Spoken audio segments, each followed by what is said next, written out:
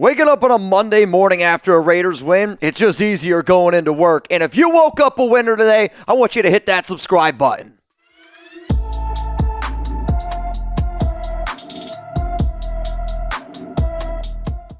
Raider Nation, what's going on? It's Mitchell Renz here, host of the Raiders Report, and we're going to be looking at some winners and losers from the silver and black sidelines after their 26-23 come-from-behind win against the Baltimore Ravens. I mean, at this point, it has still been over 24 hours since the Raiders got a dub, and I still can't even believe that the Raiders got a dub. Before I get into some of these winners and losers, I do got to give a shout-out to our sponsor, Panda Subs. They are sponsoring today's show, and if you use code JUST1BABY, you're going to be able to save 25% off at pandasubs.com. They just released a brand new vanilla ice cream protein. It's got real peanuts. It's got some chocolate shavings, waffle cone. We'll talk about it in a little bit. I'm just telling you, it looks absolutely incredible. So I have these players ranked from 5 all the way down to 1 in terms of the biggest winners. And then I also have some of the losers as well, because we just got to be honest, got to look at both sides of the football. Let's first here, though, talk about the offense.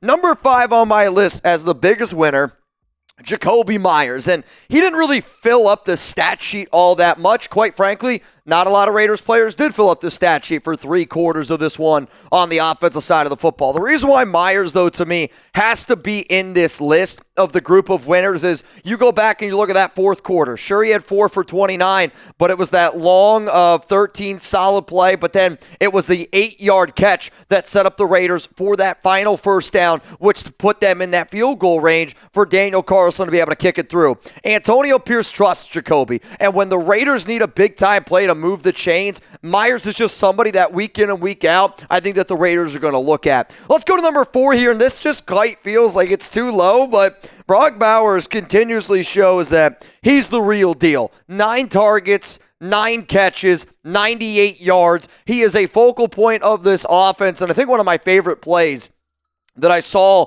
Gardner Minshew and Bowers do was play breaks down. You saw Gardner scramble out to the right side, buy some time, and just throws one up to Bowers, catches it, he gets down to the 1-yard line, Raiders throw to Davante Adams the next play and are able to get in. Like, when you watch the way that they're using Brock, they're using him in so many different ways, where whether it's a blocker, whether he's lined up as a slot, whether he's lined up as a tight end. This is one of the go-to players right now for the Raiders and Luke Getsy, and it's really fun to watch him just already showing you that, like, yeah, he's one of the better young tight ends in the NFL, but I'm actually wondering if by the end of the year, we're not just saying he's one of the better young tight ends in the NFL. Is he one of the best tight ends in the National Football League? So let me know down in the comments section. This is actually going to be the pinned comment here, which means every single person watching the show, you're about to get hit with the YouTube ad break. I want you to scroll on down and give me your answer. Which offensive player impressed you the most versus the Baltimore Ravens? My answer is going to be coming up here in just a little bit. Let's go to number 3 here. It's Davante Adams, and it's not rocket science. When you get Tay involved, good things happen. I don't know how over the past 2.5 years this is and for Raider fans, it's not rocket science, but I feel like when you talk to the offensive coordinator or whoever is the one calling plays for the Raiders over the past 2.5 years, this has been like, oh, wow, yeah, that's kind of surprising.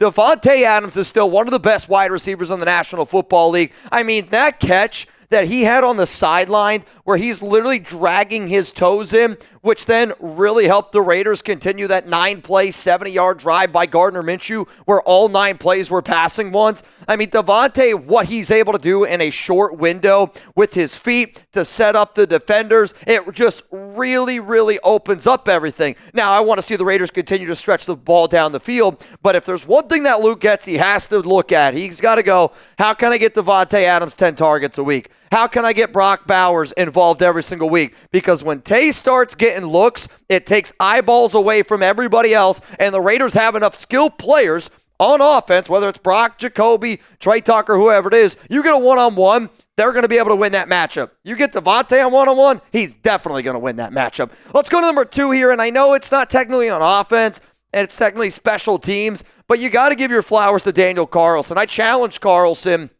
earlier last week, and I was talking about players that were on the hot seat. And I said, to me, Daniel Carlson's got to be one of those players that's on the hot seat. And the reason why is simply because He missed a field goal last week, which really hurt us in that Chargers game. This week against the Ravens, he was 4 for 4, and one of the biggest difference makers in this game is, especially when you're going up against Justin Tucker, right? Like, Justin Tucker is the greatest kicker of all time. And I know that if a quarterback was going up against the greatest QB all time, that would be the storyline here. The difference in this game, Raiders won 26-23. Justin Tucker missed a 50-yard field goal. Shanked it left. Daniel Carlson, 4 for 4, and he made his 50-yard field goal. When it comes down to it, Daniel Carlson was better than Justin Tucker. For that, he's got to be a winner. But, I mean, come on, dude. The biggest winner from this game on the offensive side of the football that's rocking the silver and black, it has to be Gardner Minshew. 30 of 38, 276 yards, a touchdown and an interception. But, like, you don't even need to watch the first 3 quarters of action of Gardner Minshew. The best that this Raiders offense has looked in quite some time with Minshew, I mean, that final 9-ish minutes of play. For the first time in, I think it was 49 straight games, okay?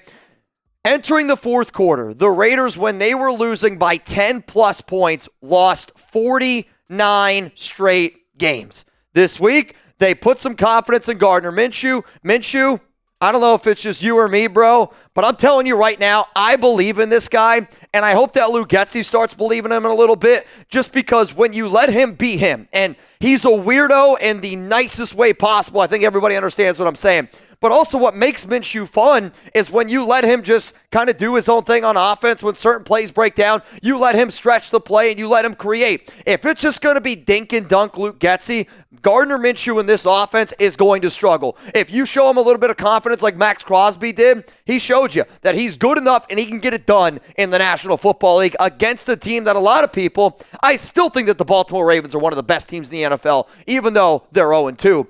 The Raiders did get a dub, but I think being an adult sometimes, being friends, family, you got to be able to have those conversations of there's good, but there was also some bad. And I'm not going to sit up here and say Zamir White was bad and that he was a loser. The reason why Zamir White right now is a loser is because this offensive line can't block anything. And again, I'm not saying Zeus is the problem. Hell, Antonio Pierce, when he spoke to the media on Monday, said it ain't Zeus, and it's not Zamir White. But if you have him in fantasy football, you might be a loser this year. If you're depending on Zamir, and if Zamir's depending on these open running lanes, it's not happening right now. The Raiders have the worst offensive line in the NFL, according to a lot of metrics out there. I mean, you look at how bad they are according to PFF. They're one of the lowest. They've given up the most sacks in the NFL. According to Warren Sharp, they are the least, the least efficient in terms of opening up running lanes right now for the running backs. I thought it was bad last season. Teams right now, though, because if Getsy's going to dink and dunk,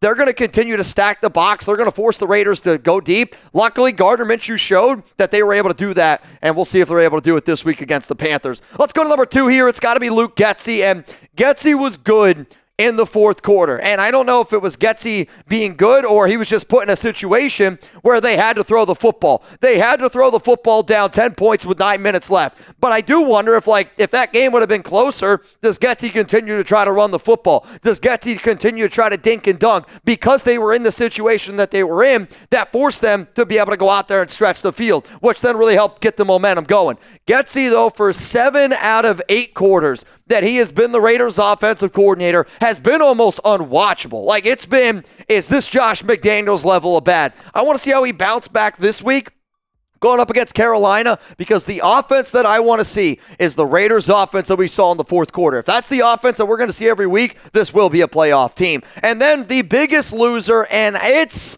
not even close, it is the Raiders' entire offensive line. I'm telling you this right now.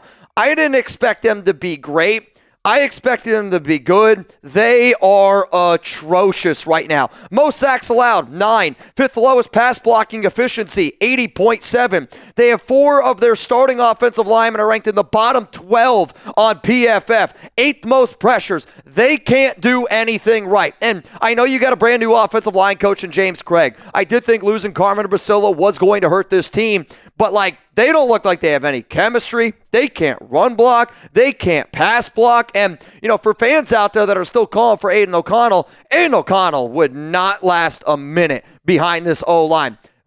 Considering how bad the offensive line has been, And the fact that the Raiders were able to beat Baltimore in Baltimore is just an unbelievable thing. But this Raiders offensive line right now is scaring the hell out of me. And the Raiders, they got to figure it out this week. Luke Getsy, Raiders offensive line has to be the top 2 things that we're worried about going into Carolina. Again, we won, but I want to win again and again and again. And if we can't figure out the OC and the offensive line, it could be a long season. But hey, we're going to keep on rocking here. All right, before we get into the winners and losers on the defensive side of the football, Panda Subs just launched their brand new ice cream sundae cone protein, and I haven't tried it yet. This is the only protein that I have yet to try. In fact, they just launched it today. So if you got a sweet tooth like me and you're trying to get 30 grams of protein and eat a little bit healthier, use code JUST1BABY for 25% off at pandasubs.com. That link's going to be available to y'all all down in the comments and in the description of today's show. This is what Panda has to say about their new protein. The all-new Fuel Premium Protein Sundae Ice Cream with waffle cone, peanuts, and chocolate shaving inclusions. We have crafted a delightful blend that brings the joy of eating an ice cream sundae straight out of your shaker. Picture vanilla ice cream with swirls of chocolate and topped with crunchy peanuts and on top of a waffle cone. This isn't just another protein powder. It's creamy, dreamy treat that satisfies your sweet tooth while fueling your body, whether enjoyed as a post-workout recovery, a midday snack, or a late-night indulgence. 30 grams of protein has never been this delicious. I have a lot of the other Panda Subs protein. I think if anybody ever watches my shows, I'm a big fan of the mint chip. I like the chocolate. Chugs uses a lot of the vanilla to mix with like other fruits and stuff like that for his Ninja Creamy. But I love Panda Subs protein. I have a sweet tooth, and because I have a sweet tooth, it's right up there with a lot of other competitors in terms of the sweetest protein I've had. Now, if you don't have as much of a sweet tooth, like my fiance Alex, she likes the strawberry one, which strawberry one's also very good. Also, the pineapple whip. It's got real freeze-dried strawberries. It's got real freeze-dried pineapples. I have not seen another company even close to competing with Panda Subs in terms of protein, and I'm glad that they're growing right here with me. Let's go to the biggest winners now on the defensive side of the football against the Baltimore Ravens. I'm going to put Nate Hobbs in here. Hobbs is somebody that teams right now are just simply not really targeting. And, I think if you just look at a box score, you're like, oh, Nate Hobbs hasn't done a lot. I mean, Nate Hobbs isn't putting up much in the box score because he was only targeted 2 times yesterday against the Baltimore Ravens. And when he's out there on the field, he just gives you so much versatility. You can line him up in the slot. They're starting to line him up even in some other certain situations just because Patrick Graham's defense at times is so different and all like the different formations and schemes that they're out there doing. What they love about Hobbs is he is that secret weapon for them. He's somebody that they can line him up. They can confuse a lot of people. And because teams aren't testing him, I think just speaks volumes of how good of a player he is. Let's go to number 4 here. It's Jack Jones. And Jones had 2 PBUs. And for a lot of the time when Baltimore was trying to move the rock, you could see them trying to move away from Jack Jones. A little bit of pre-snap motion. They would try to move away from him. Sometimes Jack would follow. Sometimes he wouldn't. But you could tell that the Ravens respected Jack Jones. And quite frankly, he should be the one respected. What do you say? Huge play at the end of the game. I mean, overall, when Jones has that swagger and he has a lot of confidence, you can tell that he's going to be a special player. And again, he's somebody where the Raiders are a physical team. He might be, though, their best cover corner right now on this team. And when you're able to get pressure the way that the Raiders are able to generate pressure, I wouldn't want to throw the ball near Jack Jones because he's always looking to get a pick. Let's go to number 3 here. It's Adam Butler. And this is another dude that, again, is not really filling up the stat sheet. But when you watch the game, Butler is creating havoc on the interior. He's doing good in the run game. I think he's doing a good job being able to get some pressure on the quarterback. But the objective of having a defensive tackle like Adam Butler is not for him to get 6-7 sacks. It's to help Maxx Crosby get 2 sacks in a game going up against Lamar Jackson. It's to help free up Christian Wilkins. It's to help free up John Jenkins. And Adam Butler is doing a lot of the dirty work. And quite frankly, I could have almost put John Jenkins, Adam Butler, Christian Wilkins all on this because the defensive tackles right now for the Raiders are doing a lot of dirty work. And this defense right now is playing like the best defense in the NFL. So give me a player down below that impressed you on the defensive side of the ball against Baltimore. I know most people are going to say Maxx Crosby. I totally get it. The guy's amazing. I think he's the best defensive player in the league. But if you want to give me a name not named Max, I would appreciate it. Let's go to number 2 here, and guess what? It is the Condor. He had 2 sacks. He's got 3 on the season. He's got 11 tackles in total, but he had 6 tackles against the Ravens, 2 sacks, 2 quarterback hits, a PBU. I mean, he did not take a snap off. And one of the reasons why I love what Max brings to the field is he brings that confidence, that swagger, obviously. He was able to pull Gardner Minshew aside, grab him by the jersey, and say, hey, man, I believe in you. To me, that's got to be a big reason why he was a winner. And it was hard for me to not make him the biggest winner. I mean, it really, truly was. But also an amazing stat that I saw today was Maxx Crosby played in every single snap against the Ravens, okay? Every single snap. He has done that now 15 times in the last 2 seasons.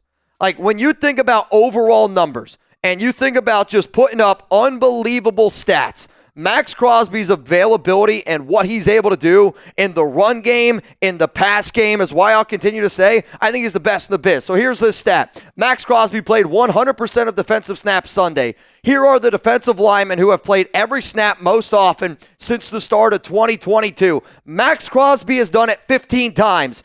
No other defensive lineman in the National Football League has done it twice.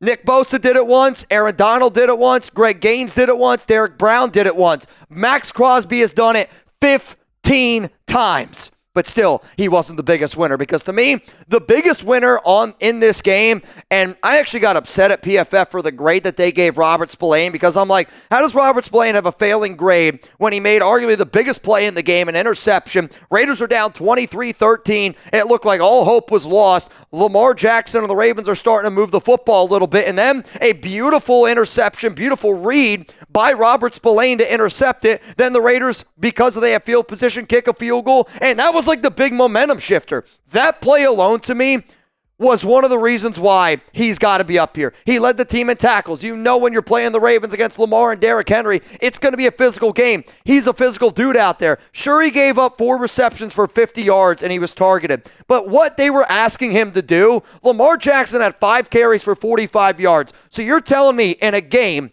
where the Raiders won 26-23 on the road, and Lamar Jackson failed to find the end zone with his legs, failed to rush for over 50 yards, and the linebacker who was playing QB spy also had the biggest turnover of the game, you're going to give him a 47 PFF grade? Get the hell out of here. He was unbelievable in this football game, and to me, he's got to be the biggest winner on the defensive side of the football. Let's now go to the losers, and I'm not going to nitpick here because the Raiders defense, yet again, was phenomenal in this game. Marcus Epps did have 4 missed tackles. They started to pick on him a little bit in the secondary, and I know that Epps' weakest spot in his game is the ability to be able to go out there and cover. He's a physical player. He had a really good tackle for loss, which helped out this Raiders defense in a tough situation. But if we're, being real with each other, I think Marcus Epps' 4 missed tackles is why he landed on this list. Let's go to number 2 here. Janarius Robinson might have been the least impactful player on the defense for the Raiders in that game. No tackles.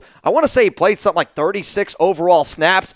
If I'm the silver and black, I'm looking at that tape and I'm going, definitely concerning, right? Like, this is a game where he was trying to step up for Tyree, a game where he's trying to step up here, obviously, for Malcolm Koonce. With the Raiders going out and getting Caleb Von Chasen last week, and he gets an extra week now of practice, I want to see what his snap count looks like compared to Janarius Robinson, because I think both these guys are going to be battling out. The number one biggest loser, though, to me, it's got to be Davante Deablo. And if you look at PFF gave Divine a 70 overall PFF grade. And I asked PFF, like, straight up, whoever made these grades, I want to see them. Because if you're going off of, Deablo had 6 tackles, did you see all the missed tackles that he had? Like, at some point, we got to be able to sit up here and go, we need to see more out of Divine Deablo. And I know that he got injured. I know that there's no injury update yet around. Antonio Pierce said he's dealing with a hip. But like a Divine Deablo injury, that makes him a loser. He struggled against the run yet again. That made him a loser. And sure, he did okay, I thought, in terms of coverage at times. But like, Yet again, we need Divine Deablo to be reliable, and he is the furthest thing from reliable right now in terms of his on-the-field play and his ability to stay healthy. We got to consider, is it time to actually looking at a Tommy Eichenberg, a Amari Gaynor, a Luke Masterson? Hell, maybe we got to go out and add a linebacker because Divine might be, not even might be, I think he's the biggest weak spot on this Raiders defense right now. Before I get out of here, our program schedule for the Raiders Report this week is I'm going to be live with Chugs tomorrow, 4 p.m. Eastern Time, 1 p.m. Pacific. Then we're going to be live for Thursday Night Football. If you don't know what I have to wear on Thursday, you definitely should tune in to find out. We're going to be going live at 7 p.m. Eastern Time on that day. And then week 3, Raiders, Panthers, not Bryce Young. It's going to be Andy Dalton. We're going to get that show going at 3 p.m. Eastern Time, noon. Until then, if you're not subscribed, make sure you click that subscribe button. We'll see you tomorrow at 4 p.m. Eastern.